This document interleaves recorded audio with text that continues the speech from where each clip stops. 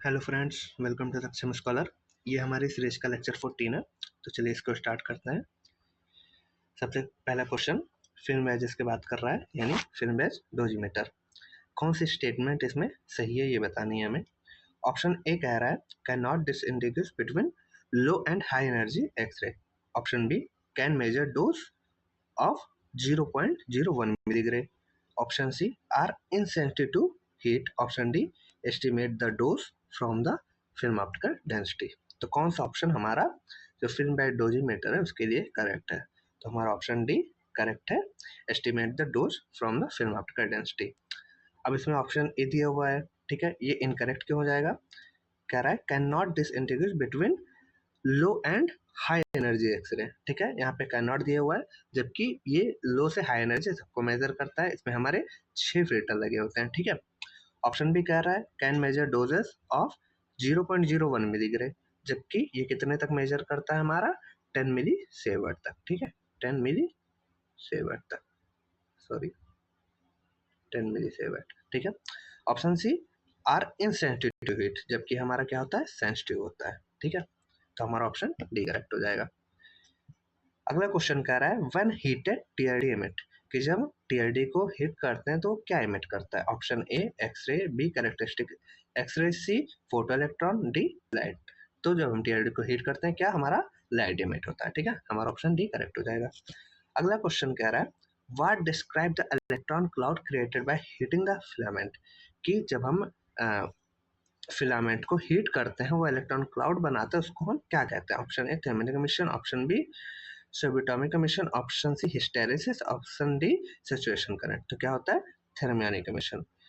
Thermionic emission क्या है कि जब हम फिलामेंट को हीट करते हैं और उससे इलेक्ट्रॉन निकलता है उसे हम थर्मियोनिक एमिशन कहते हैं। ठीक है, और जब इलेक्ट्रॉन क्लाउड बना लेता है, ठीक है, उस इफेक्ट को क्या कहते हैं एडिशन इफेक्ट। ठीक है, अगले क्वेश्चन पे आते हैं। क्वेश्चन कह रहा है at what temperature does an x ray tube filament exhibit significant thermionic emission, कि एक्सरे ट्यूब को उस हम कितना टेम्परेचर देते हैं कि वो फिलामेंट हमारा थर्मियोनिक एमिशन करता है। Option A 500 degree Celsius, option B 1000 degree Celsius, option C 2500 degree Celsius, option D 10,000 degree Celsius. तो कितना होता है 2500 डिग्री सेल्सियस, या फिर बुक में दिया होता है 2200 डिग्री सेल्सियस। ठीक है, ये कहीं कहीं मतलब ये भी मेंशन होता है। ठीक है, ये क्या है कि इतना जब टेम्परेचर देते हैं उसके बाद हमारा जो फिलामेंट है वो थर्मियोनिक एमिशन करता है, मतलब इलेक्ट्रॉन रिलीज करता है। ठीक है, तो ये वैल्यू आप याद रखना।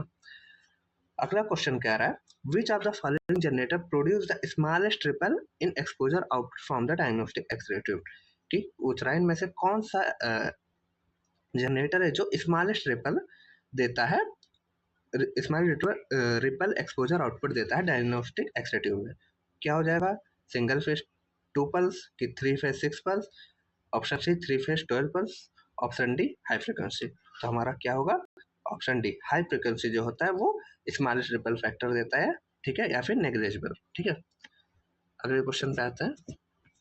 क्वेश्चन कह रहा है इन 1930 की बात कर रहा है invented a new type of X-ray, कि 1930 में किसने न्यू टाइप का एक्सरे इन्वेंट किया था। Option A W D Coolidge, option B sir W C Roentgen, option C madam Curie, option D madam Bertha.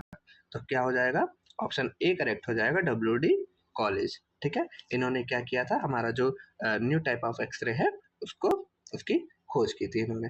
ठीक है, अब इसमें डब्ल्यू डी कॉलेज का नाम क्या है। डब्ल्यू डी कॉलेज का नाम है विलियम डेविड। ठीक है, विलियम डेविड कॉलेज। ठीक है, जो हमारा ओल्ड ट्यूब था उसको कौन सा ट्यूब कहते थे क्रुक्स ट्यूब। ठीक है, और जो न्यू है उसको हम जो प्रेजेंट टाइम में हम डायग्नोस्टिक में यूज कर रहे हैं वो हमारा कॉलेज ट्यूब होता है। ये हमारा वैक्यूम है, और जो पहले क्रुक्स ट्यूब था वो हमारा गैसी ट्यूब था। ठीक है, अगले क्वेश्चन पे आते हैं।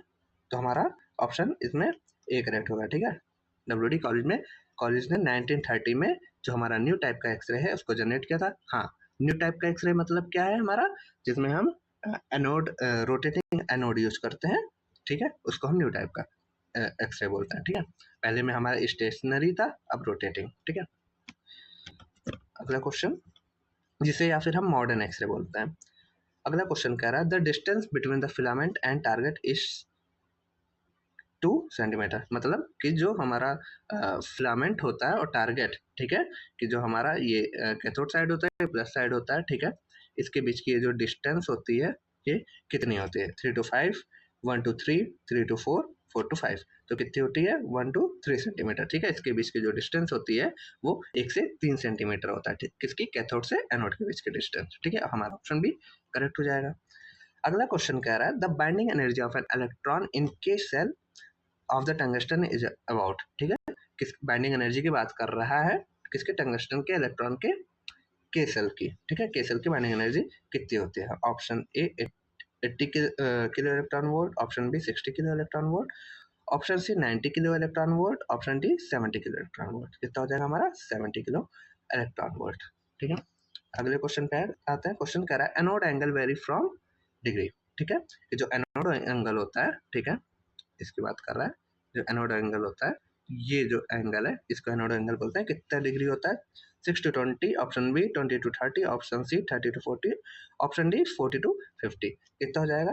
6 to 20। यहाँ पे कंप्लीट की बात कर रहा है तो मिनिमम 6, हाईएस्ट हमारा 20 तक होता है, ठीक है। अगर डायग्नोस्टिक की बात करें तो हम कितने से कितना? 12 से 15 यूज करते हैं, ठीक है, डायग्नोस्टिक एक्सरे में। जो हमारा 6 डिग्री का यूज होता है वो किस में करते हैं? एनजीओ में करते हैं, ठीक है, एनजीओ में, फॉर बेटर रेजोल्यूशन, ठीक है। अगले क्वेश्चन पे आते हैं।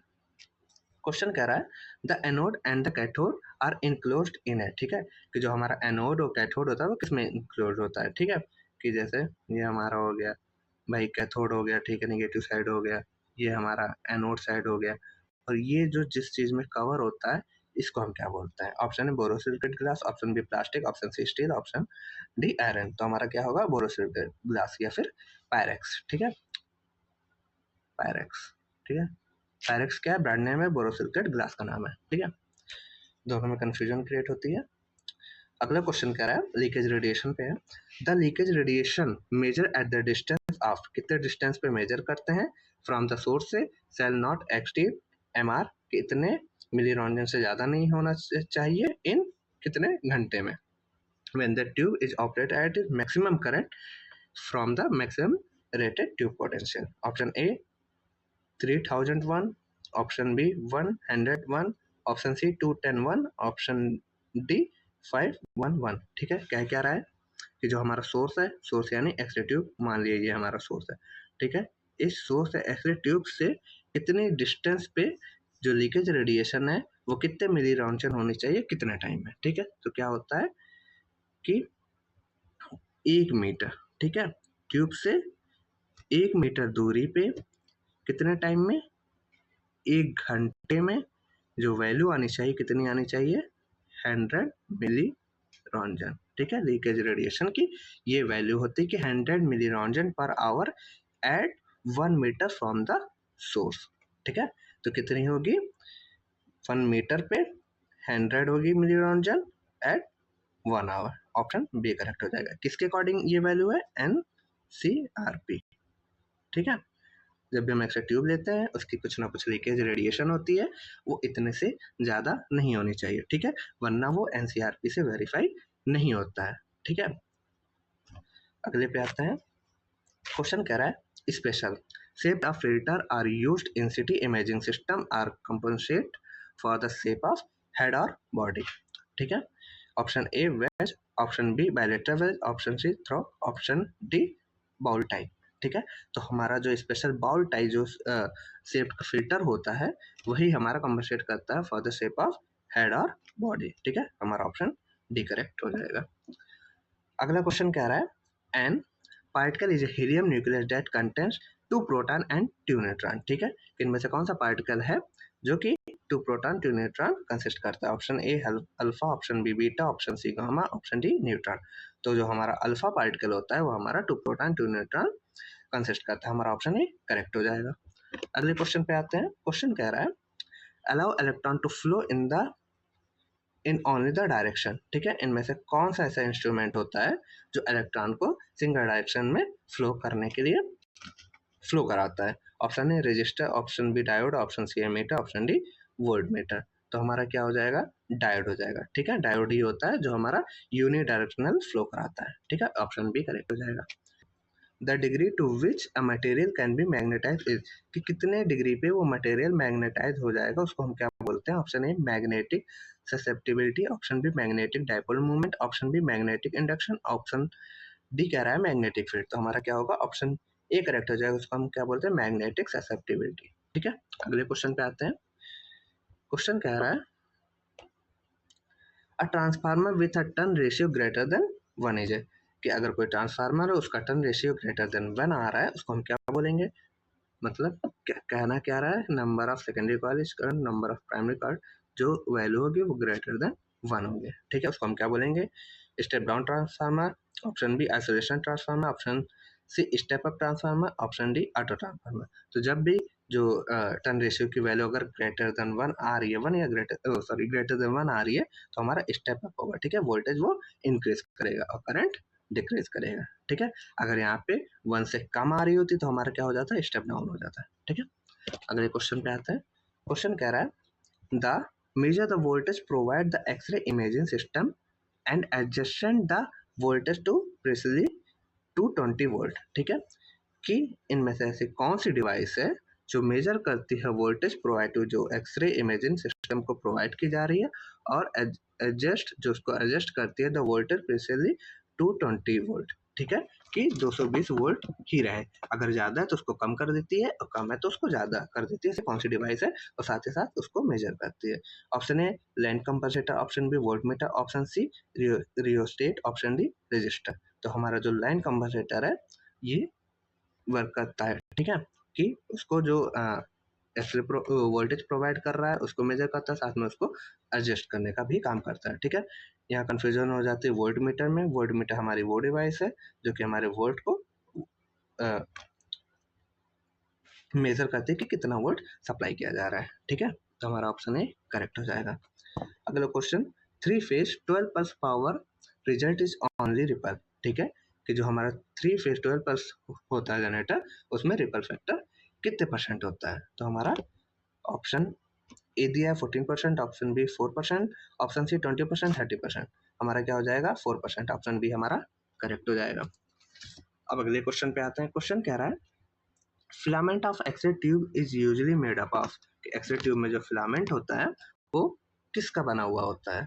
ठीक है, फिलामेंट किसका बना होता है। Option A molybdenum, option B carbon, C nickel, D thoriated tungsten. तो किसका बना होता है, थोरिएटेड टंगस्टन। ठीक है, कि मतलब थोरियम भी होता है, टंगस्टन होता है। ठीक है, कितना होता है हमारा 2 से 3% थोरियम होता है। ठीक है, और बाकी का टंगस्टन होता है। ठीक है,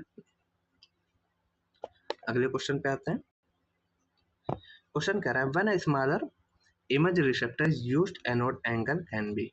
ठीक है, कि जब भी हम स्मॉलर इमेज रिसेप्टर यूज करते हैं तो जो हमारा एनोड एंगल होता है वो क्या होता है, perpendicular to the target, steeper होता है, कम होता है, स्लोपी ज़्यादा होता है, 120 डिग्री टू द टारगेट। तो जब भी हम स्मॉल रिसेप्टर यूज करेंगे तो जो हमारा एनोड एंगल होगा वो कम होगा। ठीक है, ऑप्शन बी करेक्ट हो जाएगा। अगले क्वेश्चन पे आते हैं। क्वेश्चन कह रहा है only the characteristic X ray of tungsten are useful for imaging. इनमें से कौन सा है जो कैरेक्टरिस्टिक रेडिएशन टंगस्टन का यूजफुल होता है इमेजिंग के लिए। ठीक है, इमेजिंग के लिए कौन सा यूजफुल होता है, के का, एल का, एम का, एन का। तो जो हमारी के सेल का होता है वो यूजफुल होता है किसके, इमेजिंग के लिए। ठीक है, ये इनर सेल होता है क्योंकि। ठीक है, अगले क्वेश्चन पे आता है। क्वेश्चन कह रहा है एक्सरे है precisely fixed डाइसेक्रेट energies and from the डाइसेक्रेट emission spectrum. ठीक है, हमारा ये जो क्वेश्चन है इमिशन स्पेक्ट्रम से है। ठीक है, पूछ रहा है कि कौन सा हमारा डाइसेक्रेट करता है। ठीक है, option A bremsstrahlung, option C characteristic, option C both, option D none. ठीक है, तो हमने दो इमिशन स्पेक्ट्रम पढ़ा होता है। ठीक है, एक होता है हमारा ये हमारा कॉन्टिन्यूअस होता है। ठीक है, और जो दूसरा होता है वो ऐसे होता है, ये हमारा क्या होता है, डाइसेक्रेट। ठीक है, डाइसेक्रेट। ठीक है, अब जो हमारा कॉन्टिन्यूअस होता है इसको हम क्या बोलते हैं, ब्रह्मस्थलम। ठीक है, और जो डाइसेक्रेट होता है हमारा कैरेक्टरिस्टिक वाला होता है। ठीक है, बाकी आप इसमें एमिशन स्पेक्ट्रम आप एक बार डिटेल में पढ़ लीजिएगा तो ज़्यादा समझ में आएगा। ठीक है, तो हमारा क्या करेक्ट होगा इसमें, कैरेक्टरिस्टिक करेक्ट हो जाएगा, ठीक है, ऑप्शन बी करेक्ट होगा। अगले क्वेश्चन पे आते हैं। क्वेश्चन कह रहा है in the diagnostic range 15% increase in KVP equivalent to the MS, कि डायग्नोस्टिक रेंज में अगर हम 15% केवीपी इंक्रीज कर दे तो हमारा जो एमएस है वो कितना हो जाएगा। Option A quarter, B doubling, C half और डी 60 डिग्री, ठीक है। तो क्या हो जाएगा, हमारा डबल हो जाता है, ठीक है, कि अगर हम 15% केवीपी को इंक्रीज कर देते हैं तो वो किसके बराबर होता है, हमारे एमएस के डबल के बराबर होता है, ठीक है।